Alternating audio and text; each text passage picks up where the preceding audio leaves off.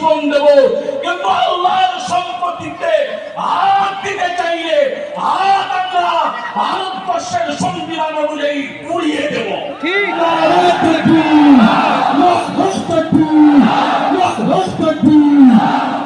আমাদের মসজিদে হাত মারতে আসবে, তবে হাত আস্ত রাখবেন না, পুড়িয়ে দেবে। যারা আমাদের কবরস্থান দখল করতে আসবেন, ভারতবর্ষের সংবিধান অনুযায়ী আমরা গণতান্ত্রিক ভাবে তাদেরকে পুড়িয়ে দেবো ইনশাআল্লাহ।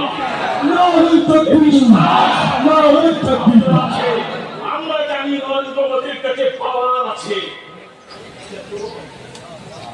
আমরা জানি নরেন্দ্র মোদীর কাছে পাওয়ার আছে, তার কাছে পুলিশ আছে, তার কাছে আইন আছে, কিন্তু আমাদের কাছে ঈমান আছে, আমাদের কাছে ঈমান আছে। ঈমানের পরে বলিয়ানে পৃথিবীর সমস্ত জালিম শক্তি পরাস্ত হবে ইনশাআল্লাহ। ফলে আজকে আন্দোলন শুরু হলো, মাথায় কাপড় মাথুন, শিখদের থেকে শিক্ষা দিন।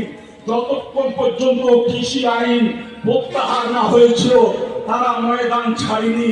আমাদের ওই কালা কানুন প্রত্যাহার না হওয়া পর্যন্ত জীবন দেব, তবু ময়দান ছাড়বো না। সকলেই বলুন ইনশাআল্লাহ।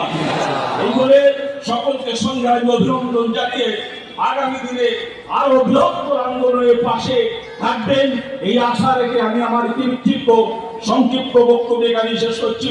খোদা হাফেজ, আসসালামু আলাইকুম।